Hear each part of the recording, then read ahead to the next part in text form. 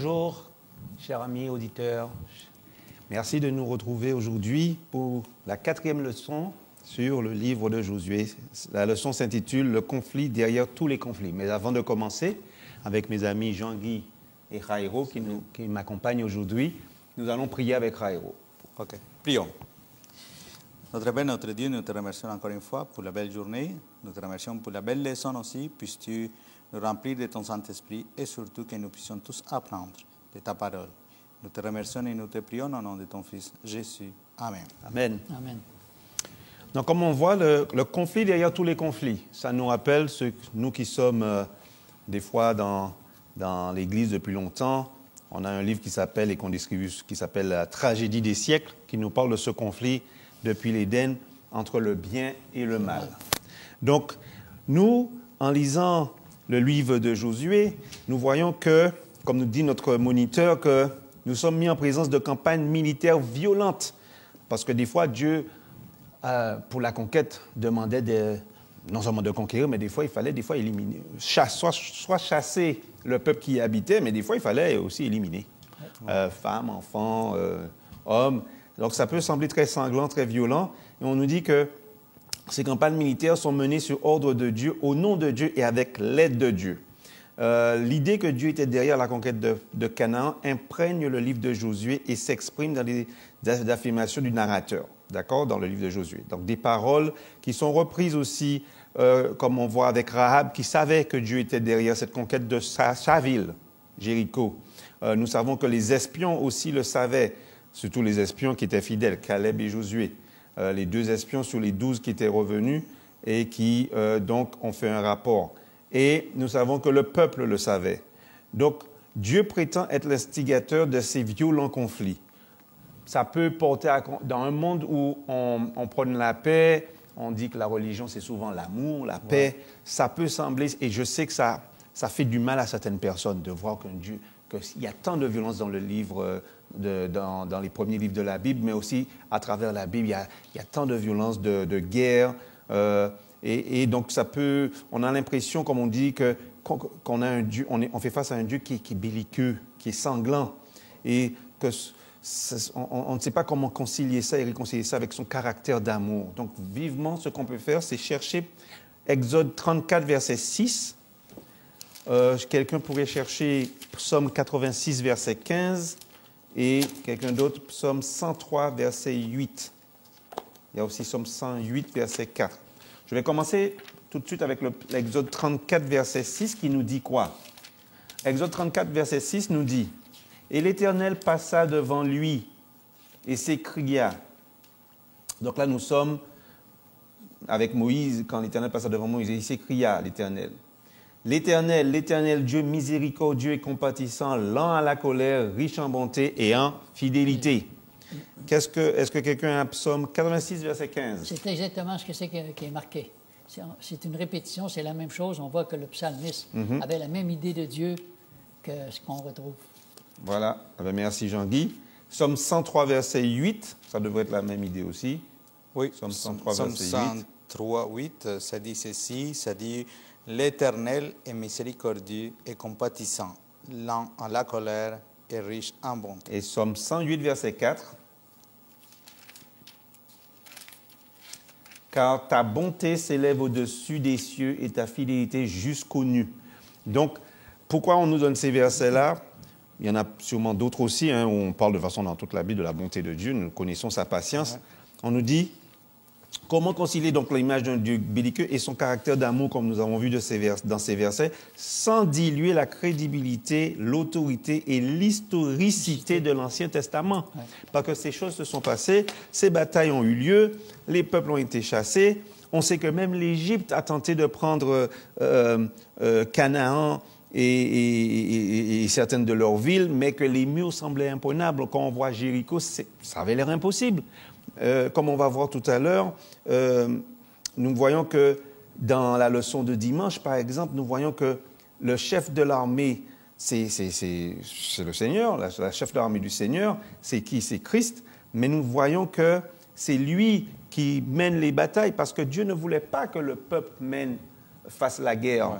parce qu'ils n'étaient pas prêts pour ça, ils n'étaient pas formés pour ça, ils n'avaient pas les armements pour ça, ils avaient peut-être quelques couteaux, quelques arcs et quelques lances, mais ils faisaient face à des villes qui pouvaient faire face à des sièges qui pouvaient être longs, des sièges avec parce qu'il je ne sais pas s'il y avait des catapultes à l'époque, je n'ai pas cherché, mais il y avait quand même des armes de guerre. Il y avait quand même des armes pour faire la guerre, pour faire les sièges avec les échelles, pour monter, etc. Et ils pouvaient se défendre avec de l'huile chaude, avec des boulets, etc. Donc, il y avait de quoi, mais le peuple hébreu, il arrivait du désert, il n'avait pas grand-chose comme arme lourde pour affronter une ville. On pourrait, mettons, dire les États-Unis qui ont une grosse armée, puis aller... une petite, mettons, l'île de la Réunion, que c'est une petite ville, là, les confronter. Non, ça ne marche pas. Mais voilà. Oui, puisque la puissance de feu n'est pas pareille, les forces en présence ne sont pas égales. Donc, on va lire rapidement Josué 5. Josué 5, versets 13 à 15. Josué 5, 13 à 15. Qu'est-ce que ça dit? Ça dit ceci. Comme Josué était près de Jéricho, il leva les yeux et regarda. Voici un homme se tenait debout devant lui, son épée nue dans la main, et alla vers lui. Il lui dit, es-tu des nôtres ou de nos ennemis? Il répondit, non, mais je suis le chef de l'armée de l'Éternel. J'arrive maintenant. Josué tomba le visage contre terre, se prosterna, il lui dit, qu'est-ce que mon Seigneur dit à son serviteur? Et le chef de l'armée de l'Éternel dit à Josué, ôte tes souliers de tes pieds, car le lieu sur lequel tu te tiens est saint. Et Josué fit ainsi. Donc nous voyons avec ce passage que Josué a réalisé à qui il avait affaire. La personne s'est présentée. Cet être qui s'est présenté devant Josué, cet étrange visiteur, comme on nous dit, lui a répondu et a décliné son identité. Là maintenant, on voit que Josué se trouve en face et qu'il est, lui, le commandant terrestre d'Israël, est prêt à recevoir des ordres du commandant céleste. Et c'est cette théophanie, c'est-à-dire cette apparition divine, cette théophanie le convainc, lui, Josué, que l'Éternel est à la tête de son armée et qu'il sera avec lui et qu'il sera là pour la conquête de Canaan. Et qu'avec ce commandant, la défaite est impossible. On nous montre que quand il dit « je suis le chef de l'armée de l'Éternel », il y a des versions qui disent « je suis le commandant de l'armée de l'Éternel ». La version King James nous dit « le capitaine », la version ASB nous dit « le prince ». En espagnol, c'est le principe del ejército, donc ça veut dire le prince, mais aussi on a jefe, le chef. Donc on a plusieurs versions qui nous font voir une position d'autorité que le Seigneur a dit, c'est moi qui mène la bataille, c'est moi qui serai avec vous pour la conquête de Canaan. D'accord? Donc on nous dit, tandis que l'expression chef de l'armée du Seigneur est unique dans la Bible hébraïque, l'association des termes chef et armée renvoie toujours à un chef militaire. Le terme armée dans la Bible peut renvoyer à des troupes militaires, aux anges et au corps céleste. Encore une fois, les gens ont du mal à voir pourquoi on parle d'armée, pourquoi on parle de formation militaire dans le ciel. Mais c'est quelque chose qui est récurrent dans toute la Bible. Jusqu'à l'Apocalypse, on parle de l'armée céleste. Et on nous montre qu'on se souvient de l'histoire de ce serviteur qui ne voyait pas et quand... c'était Élisée a ouvert ses yeux à Dieu, il a dit à Dieu de Gazi, il a vu toute une armée qui entourait le camp syrien. Donc, nous allons passer à la leçon de lundi avec notre frère Jean-Guy, la guerre au ciel. Alors, dimanche passé, on présentait à la population 8 principes de santé. Moi, j'avais le kiosque de la foi. D'accord. La question qui revenait le plus souvent, c'est pourquoi c'est toujours des guerres de religion? Parce que le début de l'humanité, c'est des guerres. Et j'ai constaté que la majorité, pas la majorité, tout le monde, personne était capable de dire pourquoi que c'était toujours des guerres. La parole de Dieu va nous dire une raison simple, et je crois que si on ne comprend pas cette raison ou si on ne l'accepte pas, toutes nos doctrines ne valent pratiquement rien. Parce qu'on est en plein milieu d'un conflit, on le sait, c'est une tragédie que nous vivons cette terre. Alors, on va lire un premier texte dans Apocalypse, chapitre 12. Apocalypse, chapitre 12. Ouais, versets 7 à 9, qui dit ceci. Il y eut une guerre dans le ciel. Michel et ses anges combattirent contre le dragon, et le dragon et ses anges combattirent, mais ils ne furent pas les plus forts, et leur place ne fut plus trouvée dans le ciel. Et il fut précipité le grand dragon, le serpent ancien, appelé le diable, Satan, et celui qui séduit toute la terre, et il fut précipité sur la terre, et ses anges furent précipités avec lui. Et au verset 12, ça dit, « C'est pourquoi réjouissez-vous, cieux, vous qui habitez dans les cieux, mais malheur à la terre et à la mer, car le diable est descendu vers vous, animé d'une grande colère, Oui. sachant qu'il a peu de temps. Alors, on peut s'imaginer facilement Lucifer, le plus beau des anges, le plus intelligent. Le plus gradé. Oui, et celui qui se révolte contre Dieu, contre certains principes, qui n'accepte pas ces principes-là, au point où, malgré tous les conseils que Dieu lui donne, il refuse d'accepter que c'est Dieu qui doit dominer, et non pas lui qui est une créature de Dieu. Alors, j'ai de la misère à m'imaginer cette guerre entre des bons anges et des mauvais anges. On sait que Dieu est le plus fort, mais une guerre, ça entraîne toujours des conflits. C'est dur, une guerre. Alors, il y a une séparation. Et, tu sais, je peux imaginer des millions d'anges qui chutent du ciel. Et puis, les anges se réjouissent parce qu'ils disent c'était plus vivable dans le ciel. Avec lui qui mettait un doute constamment sur l'amour de Dieu, on n'avait plus la paix. On se réjouit parce que maintenant, on va pouvoir à nouveau être bien au ciel. Mais avant, c'était plus vivable. Alors Dieu doit, dans son amour, faire en sorte, non pas de les détruire. Il les a bannis. Il les a bannis pour dire, c'est fini. Il faut que je mette un terme final à ce qui se passe dans le ciel. Oui. Et Dieu va devoir faire la même chose sur la terre. Dieu va devoir mettre un terme final à tout ce qu'on vit. Et pourquoi est-ce qu'on a tant de drames humains? Bien, on a plusieurs textes dans la Bible qui nous parlent, dans Ézéchiel 28, dans Daniel, dans Ésaïe 14, 12, où on dit Lucifer, le plus puissant des anges, s'est rebellé. Et il a entraîné avec lui le tiers des anges. Oui. Alors, ça veut dire qu'il y en a plusieurs qui ont été séduits. Ouais. Ah oui. On pourrait quand même se poser la question, parce que des fois, il y a des gens qui se posent la question, OK, mais si Dieu est si puissant, pourquoi il n'a pas vraiment fini l'affaire au ciel? Pourquoi il n'a pas vraiment effacé éradiquer le péché une fois pour toutes? Le péché au ciel, puis ici, sur la terre, on était tous en paix. Oui. Tu es le mal dans l'œuf. Tu es le mal dans l'œuf. Alors, on peut dire facilement que tous les autres mondes qui regardent cette terre, qui est comme un spectacle de l'univers, il aurait dit, tu vois comment est-ce que Dieu règle ses problèmes quand ça ne fait pas, il t'élimine. Oui, c'est ça. Il t'enlève de là. Dieu a laissé aller le mal pour voir que le mal, ça fait mal, pour pas que les autres univers se révoltent aussi avec la même tragédie qu'on vit sur cette terre, avec tous les problèmes que cela entraîne. Ça n'a pas de bon sens, la souffrance qui Parce qu'on ne sait pas combien de temps ça a duré, cette rébellion de Satan. Non, nous ne savons pas. Oui, c'est ça. Et il a eu le temps d'aller dans d'autres mondes, mais le seul monde qui est chuté, c'est la terre, parce que Ève était encore naïve, jeune, elle venait, ça faisait pas longtemps qu'elle a été créée, là, on ne sait pas combien de temps il est allé, mais il est allé la tenter, cette nouvelle terre que Dieu avait faite. Et c'est une leçon de choses pour tout l'univers, pour que le péché recommence pas d'une façon continuelle. Il faut qu'à un moment donné, Dieu mette un terme à tout ça. Alors, je crois que ces êtres célestes empêchaient le plan de Dieu, qui était l'amour pour l'humanité, puis que cette terre allait devenir un jardin d'Éden. Mais Dieu n'a pas été pris au dépourvu. Il savait qu'est-ce qui allait se passer. Dieu avait déjà un plan pour contrefaire tout ça. Alors, c'est là, quand on étudie la parole de Dieu, on voit l'amour d'un Dieu qui vient rétablir et faire un pont entre le ciel et la terre qui avait été coupé, et que Dieu nous donne cette espérance de savoir qu'on n'est plus tout seul, mais qu'on a 2/3 des anges pour nous défendre. On a la majorité.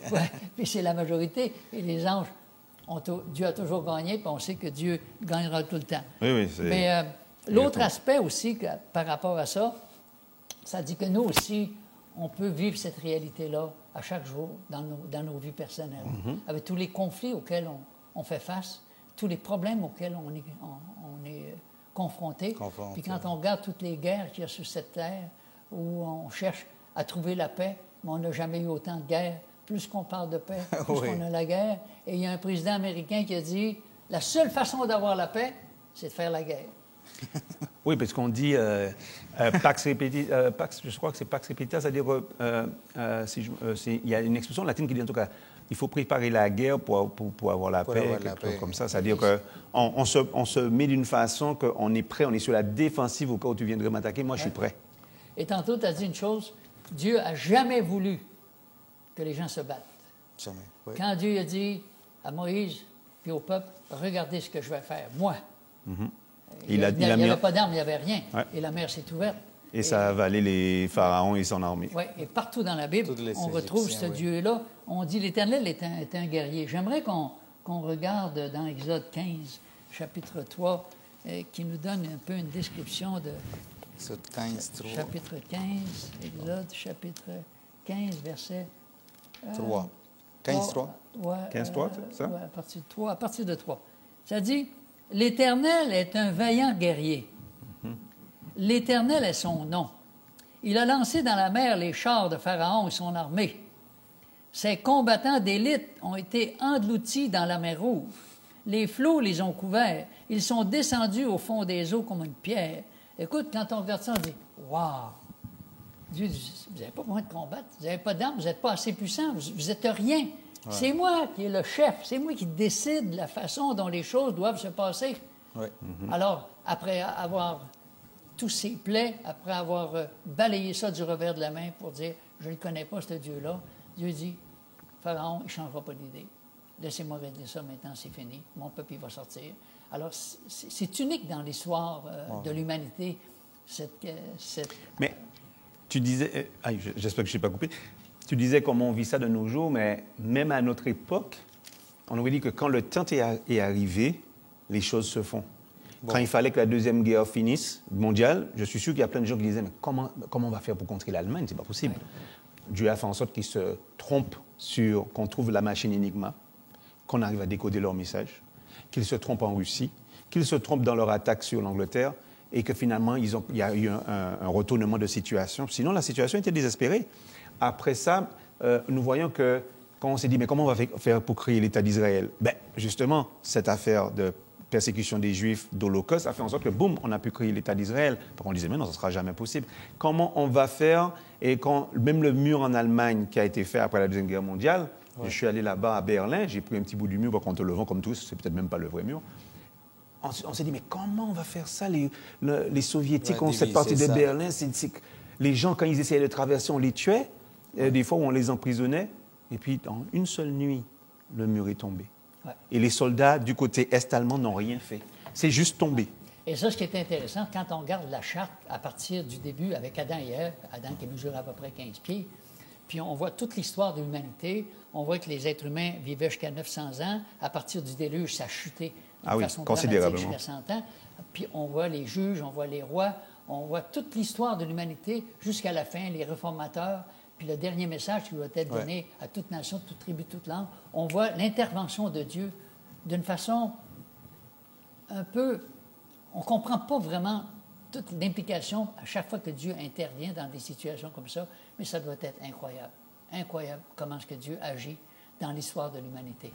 On a même quand les États-Unis, qui étaient déjà habités par un peuple autochtone, mais quand les pèlerins, les protestants étaient persécutés, tous les massacres qu'il y a eu en Europe, et puis tout d'un coup, une nouvelle terre, comme prédit dans l'Apocalypse.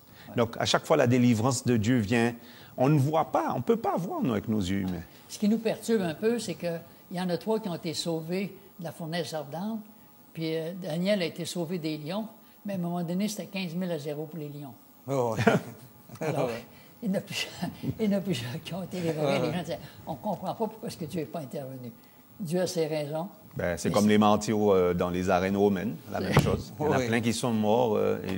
Mais on nous dit que plus ils étaient tués, plus ils étaient dévorés par les lions, plus le sang des martyrs attirait d'autres personnes dans la religion chrétienne. Mais ce qui est intéressant au travers de ça, c'est de voir que dans l'idéologie guerrière du Proche-Orient, les conflits entre les peuples étaient considérés comme des conflits entre les dieux respectifs. Oui. Et c'est ça, finalement, c'est les faux dieux. Alors, Dieu s'est toujours montré comme un guerrier puissant. Et dans ce dernier texte, dans Exode, qu'on l'a lu tantôt, dans Exode 15. À partir du verset 6, Ça dit, ta droite, ô Éternel, a signalé sa force. Ta droite, ô Éternel, a écrasé l'ennemi par la grandeur de ta majesté. Tu renverses tes adversaires. Tu déchaînes ta colère. Dieu est en colère contre qui, contre quoi? Dieu est en colère contre le péché. Contre le péché, oui. Et non pas contre le pécheur, Ouais. mais contre le péché. Et c'est pour ça que Dieu doit intervenir d'une façon continuelle. Et surtout- Alors Dieu est engagé dans un conflit cosmique auquel aucun de nous ne peut échapper. Et surtout qu'il veut, il veut vraiment nous enlever toutes les fautes qu'on a précédemment Oui. dans nos vies. Que c'est ça que ça nous fait vraiment shooter puis shooter. Il faut choisir notre camp. Oui, Avec Dieu ou contre Dieu. au contre. Oui. Il n'y a pas de milieu. Il n'y a pas de milieu, il n'y a pas, C'est oui. le choix que Dieu nous Il n'y a donne. pas de neutralité. Il n'y a pas de neutralité. C'est... Wow. Voilà, Est-ce on pourrait dire beaucoup, mais vous savez, quand on fait cet échange-là, on sait certainement que vous l'avez lu, vous l'avez fait, ou peut-être c'est nouveau pour vous, mais l'étude de la parole de Dieu est un réconfort en sachant qu'il y a une guerre au ciel, que Dieu a trouvé une solution. Oui. Et il y a une guerre sur la terre, il y a toujours eu la guerre sur la terre, et que Dieu va trouver une solution finale. Et ça nous met plein de joie de savoir que Dieu va intervenir au bon temps et au bon moment. Et, Exactement, c'est ça. comme nous dit la Bible, ne promenons pas de regards inquiets Ouais. quand nous voyons toutes ces choses arriver. Donc, c'était tout pour toi, Jean-Guy? Oui. Eh bien, on va continuer avec la leçon de mercredi. Le Seigneur combattra pour vous, avec Raïro. Oui, certainement. Puis pour parler de la leçon du mercredi, je voudrais qu'on lise Exode 14, versets 13, 14 et 25. Donc, quelqu'un qui pourrait m'aider à lire ça. Exode 14, verset. 13, 14 et 25. Alors, Moïse répondit au peuple, « Ne craignez rien, restez en place et regardez la délivrance que l'Éternel va accorder en ce jour, car les Égyptiens que vous voyez aujourd'hui, vous ne les verrez plus jamais. L'Éternel combattra pour vous et vous gardez le silence. » Et tu as dit 25? Oui, verset 25. Ça dit, « Il ôta les roues de leurs chars, donc les chars des Égyptiens, et en rendit la marche difficile. Les Égyptiens dirent alors, « Fuyons devant Israël, car l'Éternel combat pour lui contre les Égyptiens. » Amen. Wow, je pense qu'en lisant ces trois versets, on peut vraiment arrêter là pour la journée de mercredi. C'est tout, ça dit tout au complet. Oui. Parce que, première des choses, on voit que le peuple s'est trouvé dans une situation qui pour eux, c'était « Wow, qu'est-ce qu'on fait? On va tous mourir. » Mais qu'est-ce que Dieu, qu'est-ce que Moïse a dit? Qu'est-ce que Moïse a dit? Moïse a dit « Le Seigneur combattra pour eux. Et il va les délivrer. » Et même dans les versets 25 que nous venons de lire, qu'est-ce que ça dit? Ça dit même les Égyptiens, ils ont dit « Oh, fuyons parce que c'est l'Éternel. » Ils ont reconnu qu'il y avait une puissance, il y avait un Dieu. C'était l'Éternel qui combattrait contre ça. Mais ils avaient déjà, avec les 10 plaies, ils avaient déjà vu qu'il y avait des choses bizarres et extraordinaires qui se passaient et que leur Dieu n'était pas capable de répliquer. Là, quand ils ont vu ça, ils se sont dit, c'est pas bon là. Alors, dès là qu'on voit que Dieu veut que nous obéissons, que son peuple obéisse et que nous laissons Dieu faire qu'est-ce que lui a déjà comme planifié. Ouais. Parce que nous, des fois, on peut se dire, moi je suis capable, puis moi j'ai la force, je suis encore très jeune. Non, non, non, non. Dieu ne veut pas ta force, ne veut pas faire qu'est-ce que tu veux. Il veut vraiment juste que tu obéisses. Là, Dieu t'a dit de traverser par là, traverse. Tout le reste, laisse ça à Dieu, il va s'en occuper. Ouais. Et aussi, nous trouvons dans la parole de Dieu plusieurs exemples que lorsque les peuples s'abandonnaient à Dieu, qu'est-ce que faisait Dieu? Il venait toujours au secours. Puis Dieu donnait toujours la victoire. Mais il fallait, comme l'a fait le peuple, s'abandonner à lui, dire « Seigneur, je ne suis pas capable, aide-moi. » Puis lui, il va s'en occuper. Mais le problème aujourd'hui, c'est qu'on nous dit « Ah non, non, on est capable, t'es fort, t'es jeune, t'es tout ce qu'il faut. » Mais ce n'est pas vrai. Ce n'est pas vrai parce qu'à la fin, nous, on va finir tellement fatigués, tellement épuisés, et puis on ne sera pas capable, jamais tout seul. Ouais.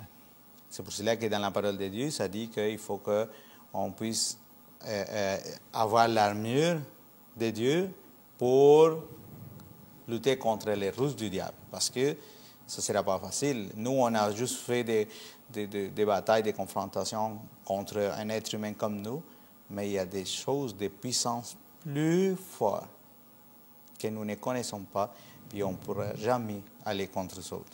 Oui, parce que nous ne combattons pas, comme nous dit la Bible, contre la chair et le sang, qui des fois est nous-mêmes, peut être nous-mêmes ou nos ennemis, mais nous combattons contre des principautés dans les cieux, des esprits et, on va dire, des êtres qui existent depuis bien avant nous. Et cette illustration-là, c'est tellement vrai quand on lit Éphésiens 6, on voit toute l'armure du chrétien. Ouais. Comme si Dieu dit, si vous n'avez pas cette armure-là, l'ennemi va vous avoir. Ouais. Alors Dieu nous donne un conseil, revêtez toutes les armes de Dieu. On est dans une guerre spirituelle. Ouais, c'est une guerre spirituelle. Toutes les batailles, c'est toujours à cause de la religion, des croyances différentes, tout ça. Et Dieu veut mettre un terme à ça. Ça me vient à l'esprit l'histoire de Roger Morneau. Je ne sais pas si vous l'avez lu. Il était dans le satanisme, je crois? Oui, il était, et puis c'était un Montréalais, puis tout.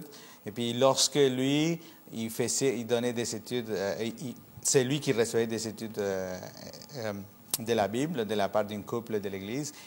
Et puis qu'à un moment donné, lui, il dit à ces couples-là, il dit, ben, regarde, c'est que moi, j'essaie, depuis qu'on a commencé, j'essaie de lire, de lire le monde dans la parole de Dieu, mais sauf qu'à minuit, à toutes les minuit, là, il vient toujours chez moi, puis ça secoue.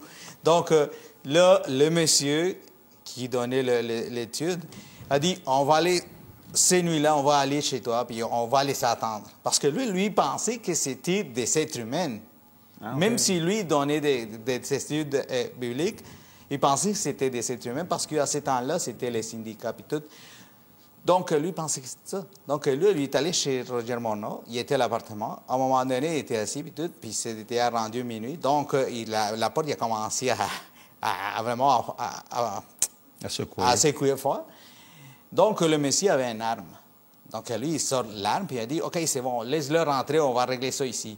Et lorsqu'il a ouvert la porte, ce n'était pas ça qu'il attendait. C'était des démons qui se sont présentés chez Roger Morneau. Donc, le Messie est parti parce qu'on était prêt pour lutter contre l'être humain, mais ce n'est pas contre le démon. Puis il y a des gens qui ont vécu déjà, puis ils vivent ces difficultés-là. On n'a pas lutté contre la chair et le sang. Non. C'est pour cela qu'on va lire maintenant, pour la journée d'aujourd'hui, on va lire Josué 6. Josué 6, versets 15 à 20. Je vais aller trop loin ici. Alors, Josué 6, 15 à 20. Oui. Bon, j'y vais, je me lance. Le 7e jour, c'est ça, ils se levèrent de bon matin. Oui. Dès l'aurore, ils firent de la même manière 7 fois le tour de la ville. Ce fut le seul jour où ils firent 7 fois le tour de la ville. À la 7e fois, comme les sacrificateurs sonnaient des trompettes, Josué dit au peuple, « Poussez des cris, car l'Éternel vous a livré la ville.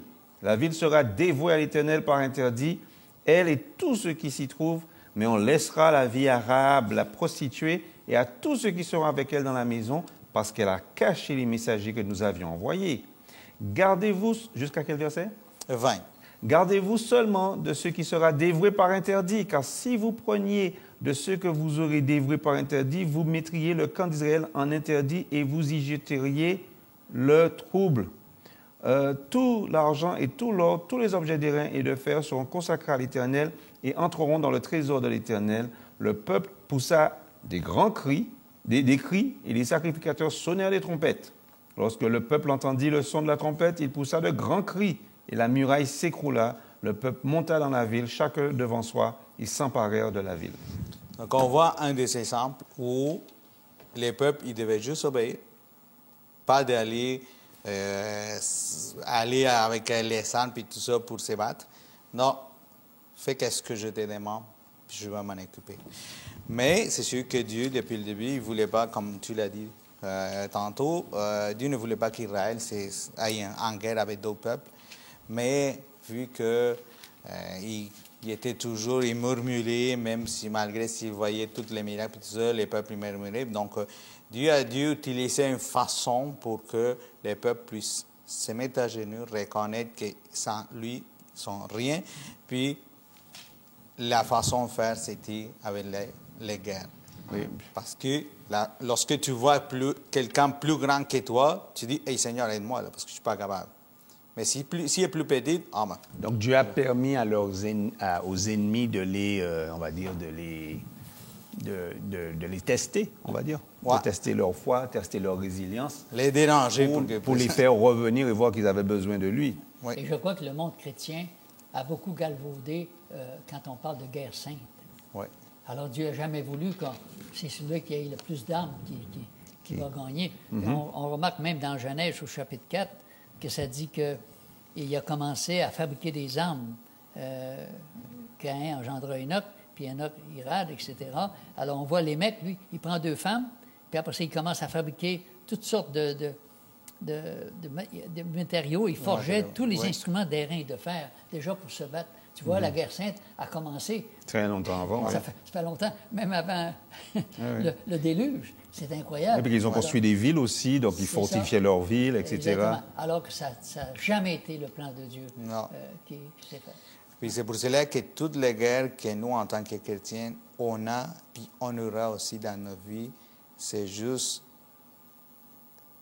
lorsqu'on se met à genoux, puis qu'on prie à Dieu, c'est là qu'on va gagner toutes les guerres. Parce que c'est la seule façon qu'on puisse gagner. Alors, on restera debout seulement si nous sommes à genoux. Oui, exactement. mais si je peux intervenir, on voit même qu'à des moments quand Israël se battait dans le désert, Moïse était encore vivant. Tant que Moïse avait les mains levées, Israël gagnait. Quand il était fatigué, il baissait la main, l'ennemi prenait le dessus, et il était obligé d'être soutenu à la fin par Aaron et Hur, qui était le fils de Myriam, le neveu de Moïse. Donc. Ouais. Mais là, on voit dans cet exemple-là que les leaders, il y avait besoin de l'aide pour garder ses bras en haut, pour pouvoir gagner la guerre. Oui, il avait besoin de soutien. Puis, il y a un dernier point que je voudrais rajouter, que j'ai trouvé que pour moi, ça m'a touché vraiment, où ça dit, à la fin de la journée de jeudi, ça dit, la seule manière dont ils pouvaient influencer l'issue d'un conflit militaire, c'était leur attitude de foi ou de l'incrédulité envers les promesses du Seigneur. La décision leur appartenait. C'était le peuple qui devait décider ce qu'il voulait faire. Et je crois que par rapport à tout ce que c'est qu'on vient d'échanger, quand on regarde après les 1000 ans, qu'est-ce que c'est qui va se passer dans Apocalypse chapitre 20, à partir du verset 7. Quand les 1000 ans seront accomplis, Satan sera relâché de sa prison. Il sortira pour séduire les nations qui sont aux 4 coins de la terre, Gog et Magog, afin de les rassembler pour la guerre. Encore une fois. Leur nombre est comme le sable de la mer. Ouais. Alors, jusqu'à la fin, ces gens-là, la seule façon de régler leurs problèmes, c'est par la force. C'est par la force, par la guerre. Et il y aura de grands chefs. Terminé. Alors, jusqu'à la fin, du début jusqu'à la fin, on est en plein milieu d'une guerre. Et j'aime bien l'image. Il y a une image, justement, qui est assez ancienne dans les livres adventistes. Je l'avais utilisée une fois pour une prédication. C'est l'image où on te montre, justement, que la Nouvelle Jérusalem, elle vient. Et on voit le Kaiser allemand, on voit Napoléon, on voit César. Bref, tous les grands stratèges militaires, les grands conquérants, Alexandre le Grand, tous ces gens-là seront là en disant, mais tous ces cerveaux-là ensemble, on peut prendre ça. On peut perdre, quand même. Donc, est-ce que tu avais Alors, fini c'est pour tout jeudi? pour moi, oui. Eh bien, nous, on voit que, grâce à cette leçon, nous voyons que quand des puissances politiques ou socio-historiques associées aux forces cosmiques, chaotiques et rebelles manifestèrent la même attitude de défi envers lui, Yahvé, le Seigneur, souverain de l'univers, intervint. Ouais. Donc, nous voyons que les guerres divines d'Israël nous montrent non seulement un aperçu du conflit cosmique comme dans un miroir, mais elles font partie intégrante du même conflit, anticipant le jugement de Dieu dans la sphère de l'histoire présente. Ce sont des propos qui ont été tenus par Ellen White, donc From Eternity Past, du passé éternel, donc c'est son livre. Et une dernière phrase qu'elle dit, c'est « Ce n'était pas dans les intentions de Dieu qu'il obtienne le pays, c'est-à-dire le peuple d'Israël, en faisant la guerre, mais en obéissant scrupuleusement à ses ordres. » Et c'est ce qu'on a discuté donc pendant la leçon. Donc, nous, on peut tirer comme leçon que c'est c'est la volonté de Dieu et c'est son souhait que nous puissions lui obéir, que nous soyons prêts à lui obéir. C'est ça la vraie réussite, que nous soyons prêts à lui obéir, à lui faire confiance. Oui. Et c'est ça qu'on voit dans la trame, dans cette histoire-là avec le peuple d'Israël. Tant que vous me faites confiance, que vous obéissez à mes lois, à mes commandements, vous n'avez rien à craindre, je serai avec vous. Oui. Mais c'est donc. Donc, ceci conclut notre étude de la leçon 4. Et je vais demander à Jean-Guy de bien vouloir nous faire la dernière prière. Notre Dieu, notre Père, nous te remercions, Seigneur, pour ta parole inspirée qui nous rappelle que cette guerre qui a débuté au ciel s'est poursuivie ici sur cette terre. Et chacun d'entre nous, nous sommes impactés par tous ces conflits, par toutes ces guerres, par toute cette haine. Nous avons oublié l'amour de Dieu et l'amour du prochain, qui ne cherche pas à détruire les autres par la violence, mais qui cherche plutôt, Seigneur, à démontrer l'amour, car l'amour ne fait pas de mal. L'amour ne cherche pas à détruire, l'amour cherche à construire et à encourager. On te remercie de ce qu'à la fin des temps, tu mettras un terme final, Seigneur, à toute cette souffrance auquel que nous vivons. Mais on te remercie de ce que toi, tu as repris le contrôle de ce monde en sachant, Seigneur, que tu avais un plan, que tu as toujours gagné, que tu gagneras jusqu'à la fin. Et permets-nous tous d'être du côté du vainqueur, car avec toi, Seigneur, nous aurons la victoire. Au nom de notre Sauveur Jésus, nous t'en prions, nous te remercions. Amen. Amen. Amen. Nous vous remercions d'avoir passé ces quelques moments avec nous, d'avoir étudié cette belle leçon. Et nous vous invitons à peut-être mettre un like sur notre site Internet et de nous rejoindre pour la prochaine leçon. Nous vous remercions. Au revoir. Au revoir.